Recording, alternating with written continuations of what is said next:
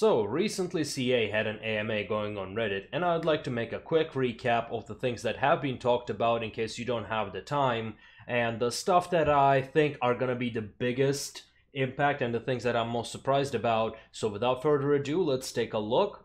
So the first question is actual camel units, and serious answer, possibly. They're on the list of units and factions that we want to include, but no sign of when. Well, for those of you who have played the classical Total War, such as Medieval 2, they did have camels over there, and they would cause a morale debuff on the horses, because apparently horses are not very fond of the smell of the camels. This is something that I have not found myself. I haven't spoken to a horse recently, and Sarah Jessica Parker hasn't returned back to me, so, well, guess we'll find out. So let's see, the next one is what are CA's plans for barbarians as we approach 3.2 and beyond. It seems CA do talks on Discord and they have different opinions.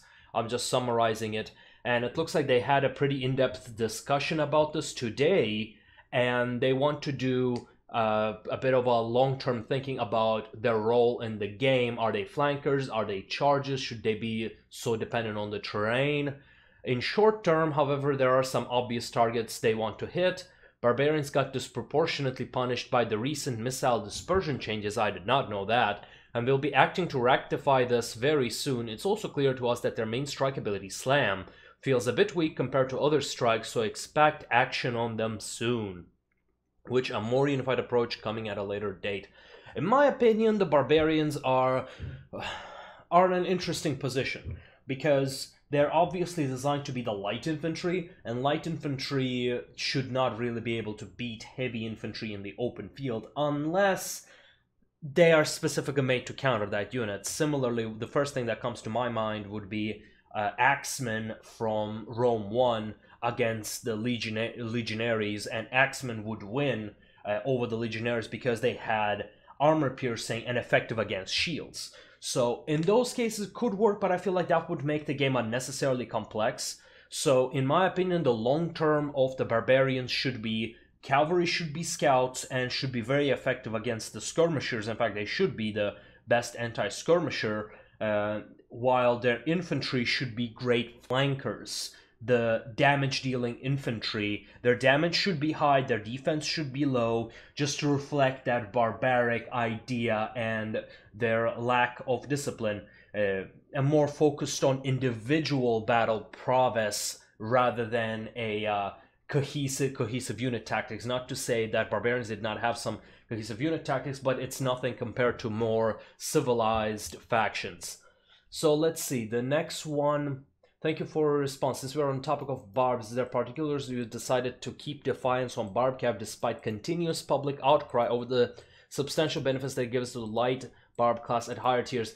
I definitely agree with this one, because as it stands now, nothing can beat a Defiance active barbarian cab in high tiers in melee.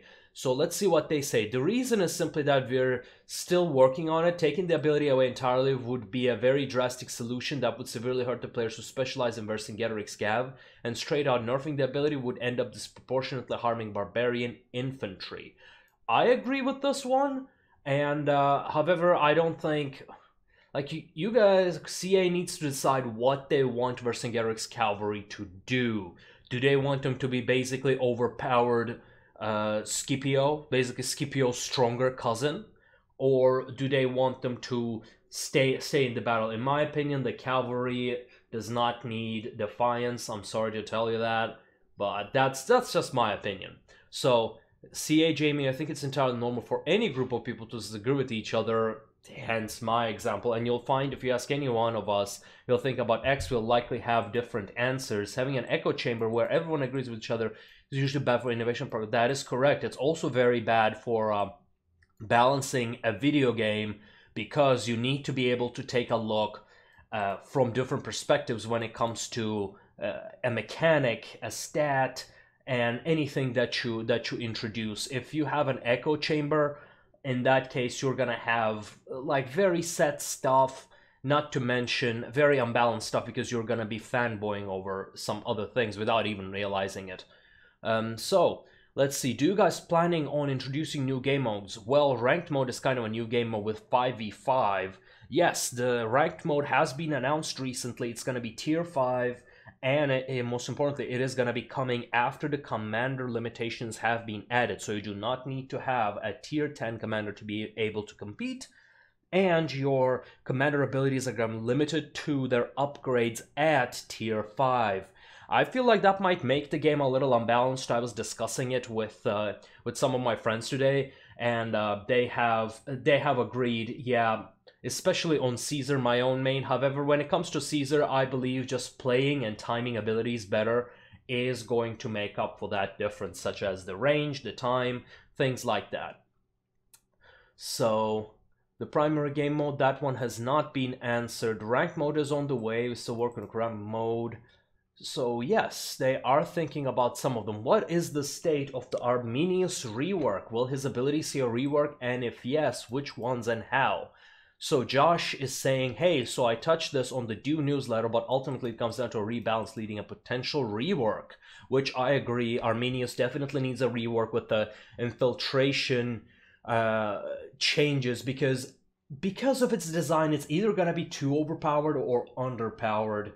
It's gonna be weird, and it's not gonna be very rewarding to the lower skill ability. It's gonna be hard to use, but fairly easy to counter as soon as you see it. So I feel like it needs infiltration. It was a pretty unique ability, I'll give you that much. So let's see what they say. Infiltration appears to be most divisive Arminius ability. It's the main ability we are planning to look at for his section of Commander Balance update. Ideally, we want to find a way to make this ability feel as useful as other T5 abilities without completely reworking it. There are many people who do enjoy infiltration, like what it does, taking to switch another ability, etc, etc. However, if we aren't able to make infiltration feel as useful as other T5 abilities, we will look into an entire rework of it, and we do have some ideas and prototypes on the back burner, but that's not something to take lightly. So they're trying to rebalance him, and if that doesn't improve him, then they'll go a rework, in my opinion. The Arminius's infiltration, I agree with Josh on this one. You could balance it by giving him better stats. So on higher tiers, the infiltration's faction changing idea could just be like a flavor thing. Other than that, it's no big deal. Or it could completely change, but we will see. What, if anything, is being done to address the current state of dogs? They are hopelessly underpowered due to the fact that almost everything counters them, and they counter very limited and situational things, not to mention the issues with charge mechanics and how it affects them. I agree with this one. Not a huge amount to say there other than I agree, and we'll try to do something about near future. Yeah, I agree. Like, as it stands now, the dogs just don't even counter spears because everybody got strike ability, and as you remember, before the strike abilities, we had what's its name, Leonidas' shield bash countering dogs, so that just made them underpowered. In my opinion, what it should happen, they should have a great charge resistance because they are hard to hit. Like, if you try to charge a dog and if it's properly trained, it will avoid you. Like, dogs' reflexes are pretty good. Especially that of Rottweiler, which is, from what I see, is the model that they're using over there. So maybe they could increase the charge damage because dogs can run very, very fast, and a Rottweiler is a pretty big dog. In fact, in my neighborhood, it was called the Man-Eater for a reason. Although, in my opinion, they're just big babies, but anyway. We'll try to do something in the near future. I feel like they need to be just hard countering spears and pikes, because pikes right now are not as strong as they used to be, but they're still fairly strong if used right. Like, if they're in a camping position, and of course you can't use anything in that case except a Caesar, and Caesar would need to come very close, and he's gonna get countered by the archers, so making a camping position very advantageous, so send in the dogs. After all, dogs are very fast, they'll close the gap really quickly, preventing archers from firing, and because they can go under phalanx, they should be able to tear them a new one. So in my opinion, when the pikes are holding phalanx, they should receive stat debuffs to the individual model. That way, because it makes sense, if you're holding a pike and the guy next to you is holding a pike, you will not be able to fight against a dog, especially a multitude of dogs at the same time. Sorry about these notifications on the side. Let's see. There's a big question over here. So stakes, removal of friendly fire from stakes has greatly altered the dynamic of defending and assaulting a defended spot. Currently there are no repercussions or risks whatsoever for the defending team to deploy such a game-changing mechanic, considering how much time it can buy defending team and its damage potential combined. Would it be possible to tone down some aspects of stakes? For example, letting it still take reduced damages before 4 hours walking through them, but keeping the no FF, the friendly fire. Yeah, I agree with this one, especially in the tournament games. I feel like we are going to see some stake plays going in. The CA really need to make up their mind what they want stakes and walls to do. So we'll see about that. Light artillery. This ties in quite close to the stakes because no minimum range coupled with the current state of stakes makes it favor the defending team too much, which, yeah. I do have pretty strong opinions on the defensive play, but that's a topic for another time. Even when the stakes are attacked, LA has enough time to wither down the light artillery, has enough time to wither down the assaulting force. The law applied to the whole unit, even worse with near permanent. So that is absolutely correct. In fact, I feel like that needs to be completely removed because think it like this. You have a unit that relies on your opponent being still and in a tight formation. If you have that unit apply a mass stun, you will cause a stun lock.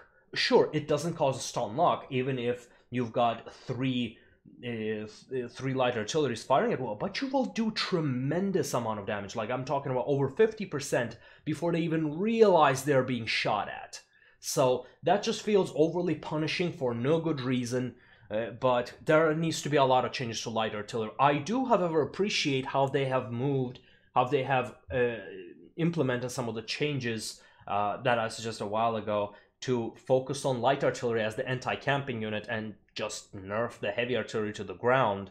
Although I still think heavy artillery is good. Like I feel like now it might have a strategic purpose. Just bring one and it will do pretty good on like testudos, on infantry formations will do good, but right now light artillery is just better. Because of its tremendous range, it's still almost no risk, but let's talk about that later. Cavalry, a slight buff to cavalry to deal trample damage towards knockdown units would be a nice change. Is the invulnerability of the model an intended feature of the game? What? Slight buff to cavalry damage, I agree.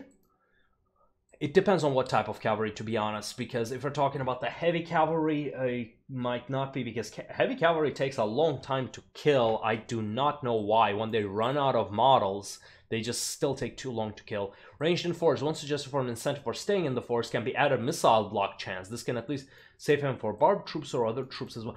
I was actually thinking about that, you know, I remember in Rome 1 at least, trees were very thick, like inhumanely thick, unrealistically thick. Like we're talking about at least 10-meter diameter thick, and it would block enemy ranged fire. It was not a numerical thing, but here I don't feel like they're blocking it, so I feel like they should. I feel like you should receive reduced missile damage at least, because think about it. Those arrows are going to be hitting the leaves, the branches, so a lot of them are going to be going off trajectory and will lose their energy, which will reduce their damage. A scoreboard system. As of now, the system doesn't incentivize those who played a supporting role in the game, as well as abuse of defense points or grind for points. I am guilty of both. What tweak does the devs have in mind for supporting us to earn points, being near units that deal damage as well? This one is a little inconsistent as it stands now, because sometimes you will earn a tremendous amount of support points just doing your normal thing. On the other times, you will be actively supporting and being right behind them, providing that morale buff. But you're not going to be getting a single point, even if that unit has been fighting. So that one is weird. I would also, my personal question would be, what the hell is going on with the flanking system and why is it so inconsistent? Like, anyway, we'll talk about that later. So, CA Jamie responds, we've got a bunch of ideas about how to help deal with deployables, maintaining the ease of use, they currently enjoy while helping with the evident issues unbalancedness of them. My ideas are perhaps the wildest I've heard from the team so far, so we'll see how it goes. They are pretty easy to use, but caltrops have definitely been nerfed. I think that was intended because I agree throwing caltrops to block cavalry charges was quite frustrating for the cavalry, and it made playing 3 skirmishers a lot less risky. Let's admit that, you know, even though you know how much I like my caltrops, this has been a pretty good avenue for me to sharpen my skills of playing defensively with my infantry, and I have been using other consumables, which I am going to be talking about in the future as I get better with using them with my javelins. Light artillery is in a not a great state from my point of view, but balances more Will's arena than mine, so I'll leave that for him to address.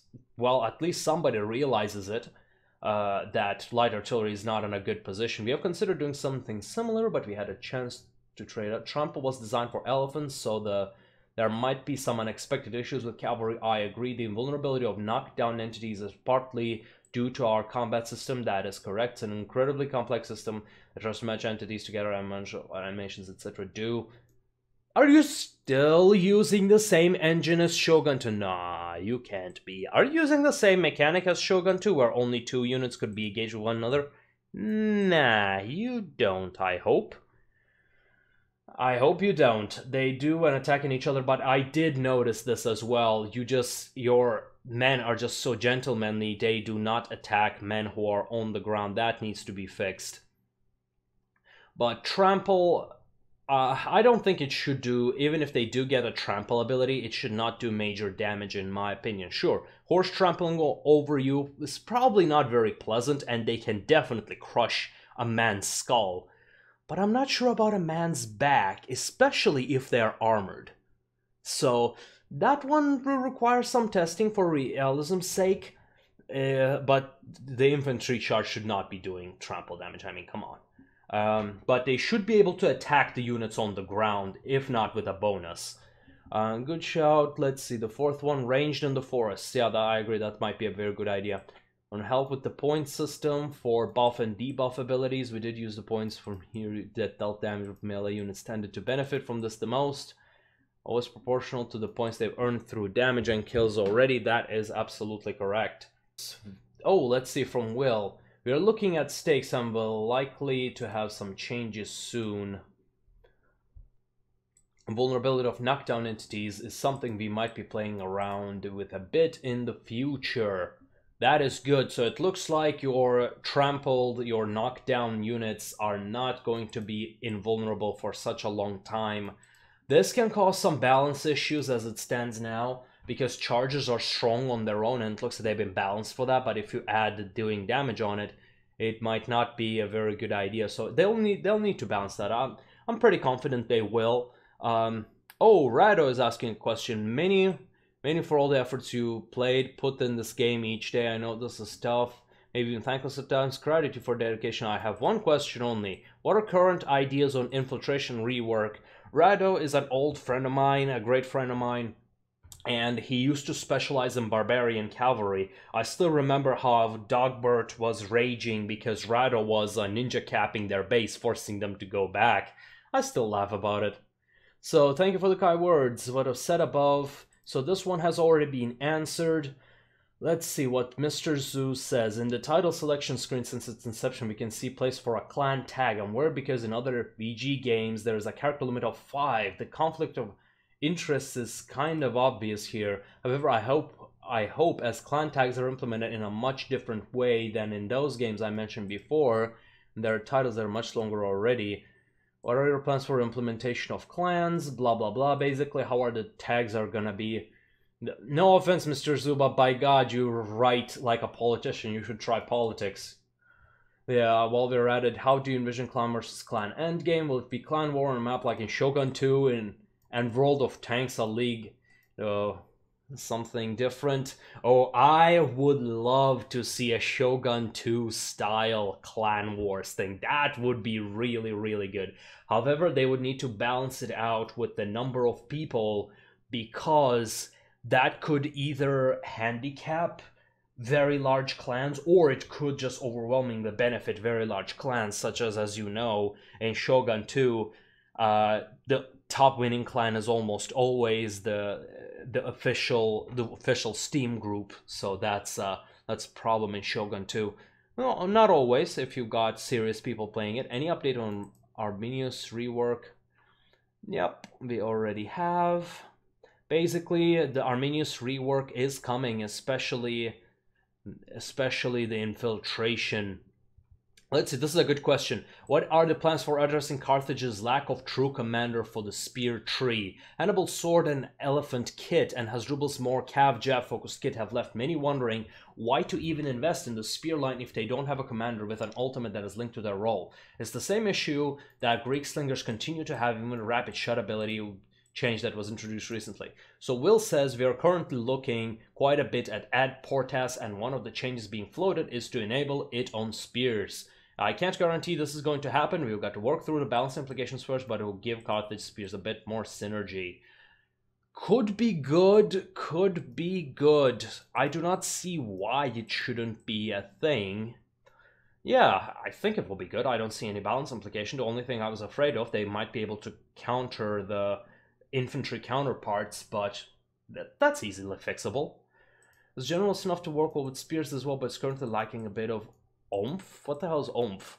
That's something we're also looking at. In my opinion, the problem with Hasdrubal is that his skills on their own are a little too weak in comparison to Caesar. For example, his what's its name, Deep Pockets gives you like even in max tier, I don't know, 15-30% to a single unit. Sure, it lasts longer, but Caesar's what's its name, Veni, can last almost permanently throughout the combat because if you chain him well, and it's an area of effect. So if you're gonna be buffing a single unit, if that's gonna be Hasdrubal's role, just buffing a single unit and then running away, like running around like an ambulance, then his individual buffs needs to be stronger than that of Caesar.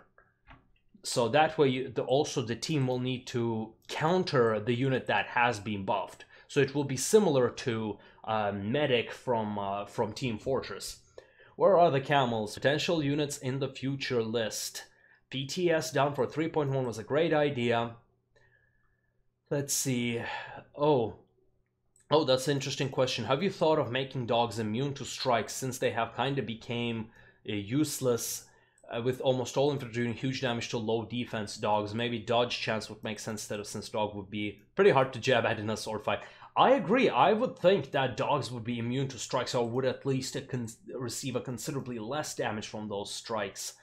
But we will see. It's an option if we can balance it out in a more elegant way. So Jamie says, I loathe to add more stats to an already stat-heavy game, but it's an option. So could work. Is it too stat-heavy? I don't think so. Currently, a single line of pikes can't be breached by melee units. Have you considered implementing a chance for unit models to go through a row of pikes, so a single line of pikes can no longer is no longer a wall? Let's see. Jamie says that's the point of pikes. They're supposed to be. Jamie, I think you have missed the point of this guy's question. The thing about Phalanx is that, yes, the pikes are supposed to be an impenetrable unit, but as you remember that scene from 300, they fight side to side and back to back. If there's a hole in Phalanx, it collapses. So I think that's what he's talking when they're running out. Because as it stands now, even with 5-man, you can do tens of thousands of damage if you're playing it right, aka, fidget spinning. Let's see. Ardes is asking, final question for this AMA, a big one. Armor is obviously a powerful step for determining if a unit will be successful, as some of the most heavily armored units can be routed and still take minimal damage based on what they're fighting. Do you feel like armor penetrating damage as currently implemented is performing as expected? By that I mean you're almost always better off taking flat damage bonuses. This is both because more abilities benefit flat damage and it would provide a bigger impact against a wider range of units, because where you might get 3 or 4 additional AP, you could get 9 or 10 base damage instead. The only units where it is better to upgrade base AP rather than base damage seem to be the ones where the base AP is already very high and base damage is very low. Do you think my general assessment is accurate, and is AP damage something currently being looked at? What are your thoughts on this issue? For those who have missed, who have a difficulty understanding what it says, there are two types of damage. There is the standard damage and armor piercing damage. The way it works, armor piercing damage is applied regardless of unit's armor, and the standard damage is reduced by a unit's armor. So every unit does deal some armor piercing damage, so no matter how high the unit's armor is, your units will still do some damage. However, that damage can be negligible. If you have ever fired with slingers onto heavy infantry, you will know what I'm talking about. You're going to be dealing 3 damage per man, and as a point of reference, the heavy infantry have over 24,000 health. So that is quite a big problem. As such, with units that are higher in the AP will be such as javelins, it's a lot better to upgrade AP rather than base damage. So Will says, I think you've hit on something very important. The relationship between armor and damage and how to scale definitely produce some suboptimal results in some cases. It's something we have started to discuss internally, but it's such a huge topic that touches on so many systems that's going to take a while for us to sort through all the implications. So as Jamie says, it's not a top priority action. So Jamie says, I see where you're coming from, but these issues are not currently at the top of the priority list. Do I agree with this? I actually agree. As it stands now, I think keeping it as simple as possible is going to be the best way to go, in my opinion. This is a bit of a problem that the damage scales with that, but if you add the abilities that scale too much with armor piercing damage, you will have armor piercing units doing so much damage that armor just becomes irrelevant. But it's, as they said, it's such a deep and complicated issue that it touches on so many systems. Any changes to this can ruin the entire balance of the game. Let's see. Any chance you might be willing to implement other map types, even with existing types, like on other wargame titles such as World of Warships? What I mean is maybe a map where there's a central control point to push and to hold instead of each team's cap points, basically a king of the hill. I've taken a brief look into this. Personally, I'd be willing to try it, but doing this has to be weighted up against every other piece of work we need to do. I feel like in general this could be a good idea, but king of the hill, I don't think that would work. If there is only a single hill, you're basically asking for everybody to fight in just one concentrated location. In World of Warships, you could do that because the ships are firing, all of them are ranged, and they're all firing from great distances. They're not exactly fighting in the middle. So I think if you do that, you will just have a huge melee fight in the middle that's going to be resolved in less than 2 minutes. Because of that, I don't think it would be a good idea, and Caesar there would be overpowered, obviously. I've taken a brief look into this personally. Let's see. Robert Oakridge is saying, well, instead of reading this whole thing, I've read this before, but basically he's saying, are developers playing on high tiers when they're doing balancing? So do they really understand, are they really balancing it with people who have played thousands of matches? So he's asking, are you only relying on spreadsheets and things like that? A very interesting question. And Josh is saying, yes, they are. I know Game Director has unlocked T10 commanders and the balanced team play at high tiers, both on live and in playtest for upcoming changes. A lot of dudes prefer to play incognito so they can get a genuine feel for how our matches are. That's a very good idea. Many of us watch the weekly streams and there's a little skill being shown there. Hopefully you're not talking about dev streams. We tend to play around 5-6, and although I'm not the best, the other developer guests I have always seem to play excellently. Okay, I'm not gonna say anything about that, but I would love to see some play with the developers myself. And maybe I already have. Most likely I already have. They've just been playing incognito. So, you know, they have developed the game. They must know the inner game mechanics. But we will see. We're going to have a community participation on the developer stream this Thursday, so feel free to come along. Let's see. That's interesting. That's very nice of them. Let's see. All right. So next up we have, with strikes now in game along with Missile unit changes. War dogs are now severely underpowered with little missile block. We already have seen this. Question: is there any plan to address the effectiveness of missile units in the lower tiers and ineffectiveness of missile units at the higher tiers? Very good question. Is there any plan to add better matchmaking algorithm to help address issues such as only one team getting all the elephants, or when only one team has missile units in them, giving them missile superiority? Currently, this is the most grindy game out of all Wargaming Universe games by a large margin. Is there any plans to address this issue, or does have with the current state of experience gain cost of obtaining next tier? Good point. I have only played World of Warships until tier 8, so hard to say, but I will say this. It was pretty quick for me to get tier 8 in World of Warships. Like, I would say I barely even understand the game, and I only started aiming nicely when I was around tier 6. Like, that's only when I could land a shot without firing a ranging shot, just to test where it's gonna land. So yeah, definitely, because it requires hundreds of games to progress from tier 8, 9, and 10. So that's a bit of a problem. Jamie says, we agree about the War Dog issues. We'll have something to help them out in the near future. There is a plan to address the missile issue. We are currently looking at the best way to improve matchmaking system with 10 players, 60 units, and 10 plus unit types, a variety of tiers, and parties through the mix. It's a complicated and delicate system. That's absolutely correct, which is also why I am suggesting against adding more unit types, more factions, and things like that, because then you will be faced with a big question. How are you gonna be balancing all of that? Are you gonna be balancing it around the unit types, around the generals, around the factions? It's gonna be very difficult. So you're gonna be facing the same question as other MOBAs face with a lot of different heroes, where you will have some heroes that are deliberately underpowered and just reworked over time and then brought back in, so it creates a rotation. Or are you going to have a slight variation on them, or just keep the same unit types and focus on the competitive aspect of the game, like chess? You know, chess has not exactly changed in the thousands of years that it existed. So I believe the best way to go will be a mix of both.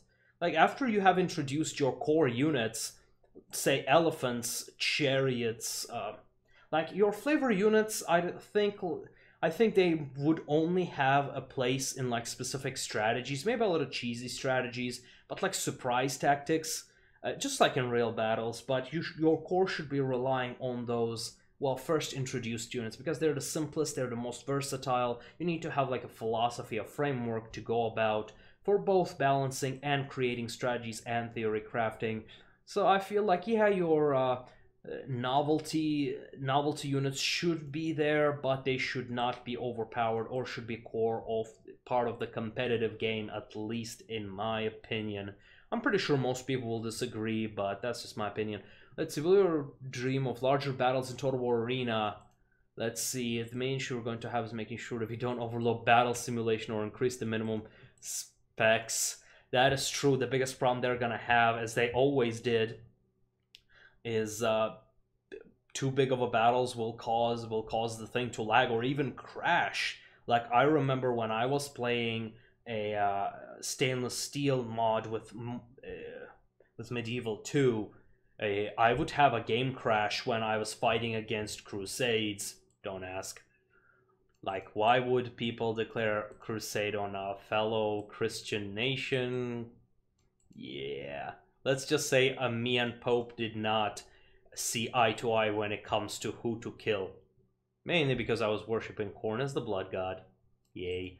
So let's see. Orangey Dragon asks, is this Jonah the Orange? Probably. Any ideas or changing coming to progression? Right now it feels like playing same unit tier with very little changes. That is absolutely true. And Will says, we are experimenting with adding more variety between tiers. It's clearly visible with Carthage. And it does have some risks. I agree. I don't like changing my playstyle from unit to unit. And besides, if you do that, you're gonna add so many balance issues with different tiers feeling completely different. I feel like they should stay relatively the same. just increase their stats. So yeah, it is gonna be tedious, but that's why you have got alts. That's why you've got different unit types that you can play with. So do it. I mean, I used to main Germanicus, and I had him until tier 10, even before the nerf, even before it was on Wargaming, and it was fine by me. Sure, it got boring, that's why I would play some other stuff as well. You are not restricted to the generals you got. That's why you should play something different if you're bored. Let's see, Invictus says Carthage is struggling heavily in both unit and commander strength, especially now the archers are more prevalent. Are there any specifics you could share about which plan to be? Oh yeah, that's going to be a big change. The big one that's coming up relatively soon is the rework of the shield screen. Our plan is to rework it so that it will be usable while moving, which should give Carthage some much needed defense against missiles. From my understanding of their Carthage design, they are intended to be faster than the Romans, and like basically an entire faction that's multi-80s, basically. So a moving shield screen, a fast shield screen, could work. I feel like that is gonna work very well with that idea. So why do pike units get a charge when basically every other unit of the unit Greeks is potentially able to use one? Oh, wait. He says, I will rephrase it. Why do pike units do not get a charge when basically every other unit in the Greeks is potentially able to use one? Are you considering it? What? Why would you give charge to pikes? Oh, they used to have a charge with multi-80s. It sucked. It's a horrible idea, and all it does is just gonna cause more pikes being used as an aggressive unit instead of the defensive unit that it is clearly designed to do. And Will says, up until recently, pikes were a very strong unit. That's a bit of an understatement, so we didn't spend much time thinking on how to make them stronger. Now that they're in a better place balance-wise, we can spend a bit of time considering ways to make them play better. But I'm not sure how much they need or will benefit from a charge. I feel like completely forget about the charge, fix the flanking system. So it looks like we're kind of wrapping up the whole thing. I know this video has already taken a long time. It was intended to be a summary and a bit of an opinion piece of the AMA. So I'm just gonna give my opinion on starting from the pikes. I feel like the recent changes have been really good. They feel a lot more like where they should be instead of countering every single melee unit from the front, and which they could turn to the front of with all their speed buffs. Now they feel a lot better. They feel at least beatable, so that's a good change. I don't think they should go back to where they used to be. I feel like pikes do have a place to be. The big problem right now is the light artillery, and I'm really excited about the ranked mode that is coming. They would need to balance it out very well, especially they need to change some of the abilities. Like, I feel like units are in general balanced around tier 5, but the commanders aren't. If you limit them to tier 5 level of them, it might be a little unbalanced, as I was discussing it with Legio 13. In addition, the light artillery and the deployables do need a rework. They are now suffering from the same problem that I have been mentioning about heavy artillery, with light artillery still having some risk. However, it is, because of its increased range, it's fairly negligible. So it can indeed promote camping, and it kind of does as it stands now. I think it should not be stunning people, and it should have its rate of fire reduced quite a bit. Or keep it the same. Just please give us loose formation. Just give us that and we'll be fine. Like, Miltiades has break ranks and it works great against missiles. Even as a javelin, my damage to them is so much less than heavy infantry, simply because they're in a spread formation. They're a lot harder to hit. So just give us loose formation and we will be fine. That does nerf light artillery so much. If you have noticed, when you are having a lot fewer and fewer units, the light artillery does so much less damage. Or when my javelins are out of formation, it misses a lot more, and that feels quite a bit more balanced. So maybe that should be something, but that's just my opinion. I hope you enjoyed it. Do let me know if you'd like me to do more of these, or if you'd like me just read out loud these questions and answers. And don't forget to like and subscribe, and we'll see you next time.